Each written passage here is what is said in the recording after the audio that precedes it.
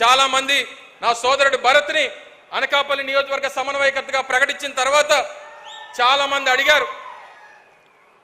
మంది అడిగారు అనకాపల్లికి భరత్ని పెట్టారు అన్నా నీ పరిస్థితి ఏంటి, నువ్వెక్కడి నుంచి పోటీ చేస్తున్నావు, నువ్వెక్కడి నుంచి రేపు పోటీ చేయబోతున్నావు అని చెప్పి నేను జగన్మోహన్ రెడ్డి గారికి మాటిస్తా ఉన్నా, జగన్మోహన్ రెడ్డి గారికి ఈ వేదిక మీద నుంచి మాటిస్తా ఉన్నా. నాకు జగన్మోహన్ రెడ్డి గారు ఉమ్మడి విశాఖపట్నం జిల్లాకి డిప్యూటీ రీజనల్ కోఆర్డినేటర్గా నన్ను జగన్మోహన్ రెడ్డి గారు నియమించారు.